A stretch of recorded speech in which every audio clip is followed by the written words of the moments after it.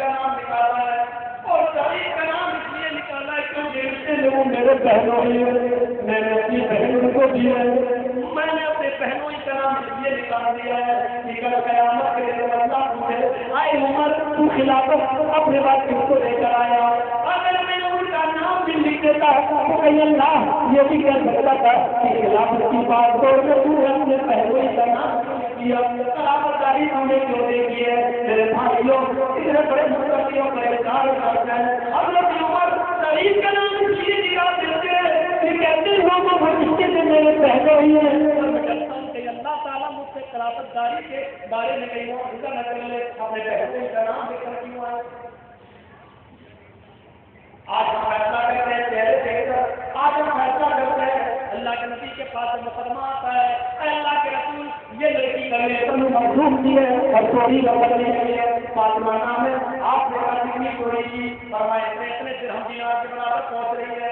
آپ نے کہا کہ ہاں اب اتحاد کاٹا جائے گا، لوگوں نے سفارشیوں کو بھیجا اور بڑے قریبیوں کو بھیجا، لیکن آپ نے کہا کہ آپ تم مداخلت کرتے ہو اللہ کے حق میں، ہاتھ کاٹ دو۔ آپ جب کاٹ دیا گیا تو لوگوں نے پھر بھی شکایت کی کہ غیر مسلم ہمارا مذاق اڑا ہے، اتنے امیر گھر کی اور اتنے بڑے سرمایہ دار چودھری کے گھر کی بیٹی کا ہاتھ کاٹ دیا گیا۔ نبی اکرم کی آنکھوں میں آنسو ہیں، فرمایا پہلے زمانے کو نبی اس لیے برداشت نہیں ہے، کوئی یہ ہمارا اپنے غلط کام کرتے تو سزا نہیں دی جاتی تھی، اور غریب جب کوئی غلط کام کرتے تو ان کو سزا دی جاتی تھی۔ سنو یہ تو قبیلے بنو مخزوم کی بیٹی ہے، فاطمہ استحاق کاٹا گیا، واللہ فاطمہ ان سے محمد تھوڑا کتنا پتا کو لگا، کی جگہ پر میری اپنی بیٹی ہوتی، میری اپنی بیٹی فاطمہ ہوتی تو آپ میں ان کے ہاتھ کو کاٹ دینے کا حکم دیتا، اور ایسا منظر دیکھا زمین کی اور آسمان کی نظروں میں جنگ کے بدر کے موقع پر جب بہت سے کافروں کو بیٹھ دیا گیا تو اس میں نبی کے جگہ حضرت عباس بھی بیٹھ کر کے لائے گئے، جب سارے کافروں کے پیروں میں بیڑیاں ڈالی گئی تو عباس کے پیروں میں بھی بیڑیاں ڈال دی گئی، عباس جب پیر پھیلاتے تو چیز سے بوڑھے ہونے کی وجہ سے ان کو تکلیف ہوتی، اللہ کے نبی ایک بار نکلے تو عباس ان کے چچا کرا رہے تھے، اللہ کے نبی ان کو دیکھا تو آنکھوں میں آنسو آئے لیکن کچھ نہیں بولے، صحابہ نے دیکھ لیا عباس کو دیکھ کر نبی رو دیے، رات کے اندھیرے میں ایک ساتھی اٹھے اور انہوں نے حضرت عباس کی پیر کی بیڑیوں کو ڈھیلا کر دیا۔ اللہ کے نبی رات میں جب اٹھتے ہیں تو کیا دیکھتے ہیں حضرت عباس کے پیروں کی بیڑیاں ڈھیلی ہیں اور وہ آرام سے سو رہے ہیں، آپ نے سارے صحابہ کو جگا دیا، عباس کے پیروں کی بیڑیاں کس نے ڈھیلی کی؟ ایک صحابی کہنے لگے اللہ کے نبی میں نے کہا کیوں؟ کس نے کہا تھا؟ اللہ کے نبی صبح میں نے دیکھا تھا عباس کے پیروں میں بیڑیاں ٹائٹ تھی اور تکلیف کی وجہ سے وہ رو رہے تھے تو آپ کی آنکھوں میں آنسو آ گئے۔ اللہ کے نبی فرماتے اتنا عباس میرے باپ کے بچے میں داخل ہے، میرے باپ اس دنیا میں نہیں ہے تو چچا ہی تو باپ ہوتا ہے، بڑا باپ ہی تو باپ ہوتا ہے، عباس میرے چچا نہیں میرے باپ کے درجے میں، لیکن اس کا یہ مطلب تو نہیں کہ تم انصاف کا مدد کرو گے اور انصاف کا جنازہ نکال دو گے، نہیں، میرے چچا کے پیروں کی بیڑیوں کو ڈھیلا نہیں کرنا چاہیے۔ اب یہ بتاؤ میرے چچا کے پیروں کی بیڑیاں ڈھیلی لینا چاہیے یا قائم ہونا چاہیے؟ لیکن ایک فیصلہ میرا سن لو، اگر میرے چچا کے بارے میں تمہارے دلوں میں رہنا ہے کہ میرے چچا کے پیروں کی بیڑیاں ڈھیلی رہنا چاہیے، تکلیف نہیں ہونا چاہیے تو پکارو سن لو گزارا تو سارے قیدیوں کے پیروں کی بیڑیاں ڈھیلی کرنا پڑیں گی، صرف میرے چچا کے پیروں کی بیڑیاں ڈھیلی نہیں، سب کافروں کی بیڑیاں ڈھیلی کرو، اور اگر سب کی بیڑیاں ڈھیلی نہیں کر سکتے تو پھر میرے چچا کی بیڑیوں کو بھی قائم کر دو۔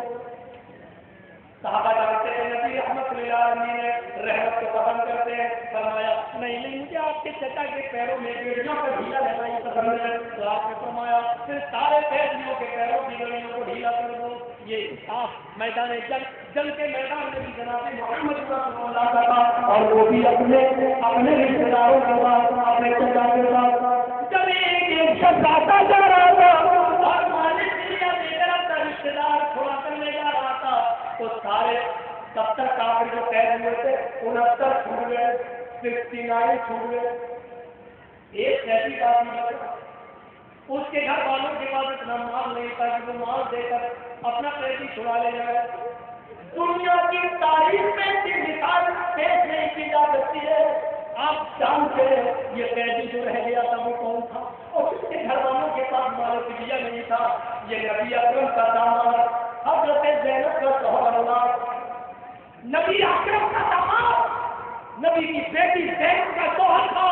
لیکن آپ نے کہہ دیا تھا اے غلاس، جب تک سارے قیدیوں کے رشتے دار مان لائے اور فدیہ دے کر جرمانہ دے کر نکل گئے، تمہارے پاس گھر والوں سے بھی جرمانہ لیا جائے گا، لیکن جرمانہ اتنا نہیں کٹنا لگایا گیا تھا۔ اللہ کے نبی کی بیٹی زینب نے اپنا بہار نکالا جو ان کی ماں حضرت خدیجہ کے گلے میں تھا، اور شادی کے موقع پر شادی سے زینب کی بیٹی تو اپنے گلے کا ہار اتار کر انہوں نے اپنی بیٹی زینب کو دے دیا تھا۔ اس ہار کو حضرت زینب نے اتارا جو ان کو ان کی ماں کی طرف سے تحفے میں ملا تھا، اس کو ایک رومال کے اندر ایک کپڑے سے باندھ دیا اور اپنے دیور سے کہا یہ ہار لے جاؤ، رومال بند کر کے لے جاؤ، اور یہ میرے ابو کو دے دینا، کہہ دینا آپ کی بیٹی زینب کے پاس اپنے شوہر کو چھڑانے کے لیے اس کے علاوہ کچھ نہیں۔ انصاف دے گئے، یہ ہے انصاف۔ آپ کے ایم ایل اے ہیں کہ بھرشٹاچار میں لپت ہو تو ان کو چھڑاؤ، دوسرے کے ہو ان کو پھنساؤ، اسی لیے آئی جا، یہ وہاں نہیں ہوتا تھا۔ اور اسی لیے حضرت علی نے کہا تھا حکومت اور سلطنت کفر سے تو چل سکتی ہے لیکن ظلم سے نہیں چل سکتی، ظلم سے نہیں چل سکتی۔ اور جب بھی ظلم سے کسی نے ظلم کر کر کے حکومتیں چلائی ہے تو ظالموں کا رستہ ایسے الٹا ہے کہ آج وہ لوگوں کو یہ کر رہے ہیں، چاہے وہ ہٹلر ہو، چاہے وہ میرے بھائیوں حجاج ابن یوسف ہو، آج وہ تاریخ کے لیے یہ بن سکے ہیں، اور آپ ان کے کارنامے پڑھیے کس طریقے سے ان کی زندگیوں کو برباد کیا گیا اور کس طریقے سے وہ حالات برباد ہوئے، کیونکہ ظالموں کو پناہ زمین کی نہیں دیتی ہے۔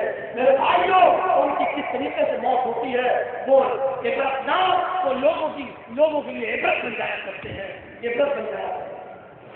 حکومت اور سلطنت کفر سے تو چل سکتی ہے اور کافرانہ نظام سے تو چل سکتی ہے، لیکن ظالمانہ نظام نہیں۔ میرے بھائیوں جب زینب کا دیور وہ ہمارے دنیا لے کر آتا ہے، حال لے کر آتا ہے، تو اللہ کے نبی نے کہا اے اولاد کے بھائی، اے زینب کے دیور کیسے آئے ہو؟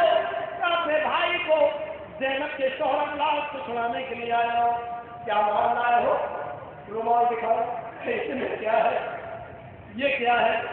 کہا آپ کی بیٹی نے یہ دیا ہے، یہاں پر بھی آتے اللہ کے رسول نے جب اس کپڑے کے رومال کی جب گاڑ کھولی اور اس میں وہ ہار دیکھا جو 30 سال پہلے حضرت خدیجہ کے گلے میں دیکھا کرتے تھے، آپ نے وہ ہار دیکھا، اور زینب کی رخصتی کے موقع پر جب خدیجہ نے وہ ہار نکال کر اپنی بیٹی کے گلے میں ڈالا، اس ہار کو دیکھا تو دیکھ کر رونے لگے، آنکھوں میں آنسو آ گئے۔ فرمایا یہ ہار میری بیٹی نے مجھے کیوں دیا ہے؟ فرمایا اے اللہ کے نبی آپ کی بیٹی زینب فرماتی ہے، کہہ رہی ہے کہ یہ ہار میرے ابو کو دے دیجیے، یہ میری ماں کی نشانی ہے، یہ میری ماں کی نشانی ہے، اور اس ہار کے علاوہ میرے پاس اپنے شوہر کو چھڑانے کے لیے کچھ نہیں۔ اللہ کے رسول کو اختیار تھا، لیکن اس کے باوجود مجلس شورا بلائی، سارے صحابہ کو اکٹھا کیا اور پوچھا میری بیٹی نے یہ ہار دیا ہے، اور یہ ہار میری بیوی خدیجہ نے میری بیٹی کو دیا ہے، یہ ہار محمد رسول اللہ نہیں ہے۔ جو ہار میری بیوی نے خدیجہ نے میری بیٹی کو دیا اور میری بیٹی خدیجہ کی نشانی سمجھ کر پہنتی ہو، اس ہار کو محمد کی ہمت نہیں ہے کہ قبول کر دے، لیکن اس کے علاوہ کچھ ہے بھی نہیں۔ اور میں چاہتا ہوں کہ زینب کے شوہر کو چھوڑ دیا جائے۔ اب تو اپنی رائے بتاؤ، اللہ کی قسم اگر تم سب کی مرضی ہوگی تو چھوڑوں گا،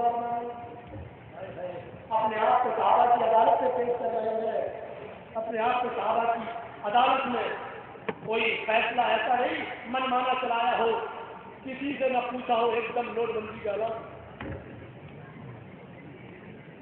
یہاں اپنے داماد کو چھوڑنے کی باری آ رہی ہے. چھوڑ بھی سکتے ہو, کہہ سکتے ہیں کہ میں تو خود ہی مالک ہوں, جاؤ چھوڑ دو. نہیں, اگر تم سب کی مرضی ہو تو چھوڑو.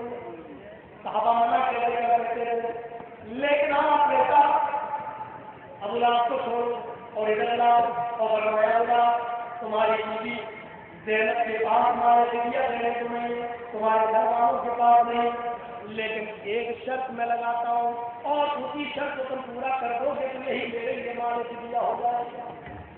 پھر بھی فدیہ لے رہے, ایسے نہیں چھوڑ رہے. اور شرط کیا لگائی؟ اے ابو لہب تم کافر ہو اور میری بیٹی زینب ایمان لا چکی ہے, مومنہ ہے, اور کسی مومنہ عورت کا کافر شوہر کے ساتھ رہنا جائز نہیں ہے. اس لیے آئے اولاد, جب تک تم اسلام نہیں لے آتے ہو مومن نہیں ہو جاتے ہو.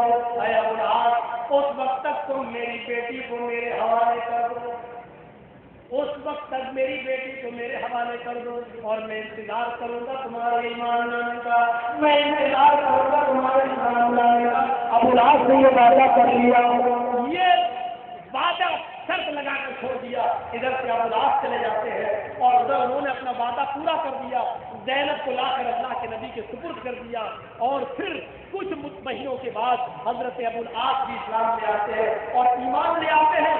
اللہ کے نبی صلی اللہ علیہ وسلم نے ایمان لانے کے بعد اسی محل پر جو پہلے تھا ان کا دوبارہ نکاح کر دیا اسلامی کا, اور اسی محل پر ان کی رخصتی کر دی. میرے پیارے ساتھیوں, آپ نے اسی محل کو اسی کو مال فدیہ سمجھ لیا.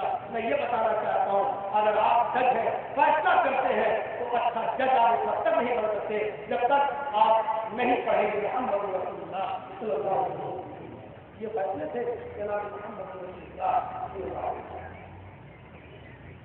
صحابی کے پیر میں ڈھوکر رات میں لیٹے ہوئے تھے صحابی مسجد نبوی میں, اور آپ جا رہے تھے, ٹھوکر لگی, گر گئے ان کے اوپر, اور ان کے منہ سے نکل گیا صحابی کے اللہ تعالیٰ کے آما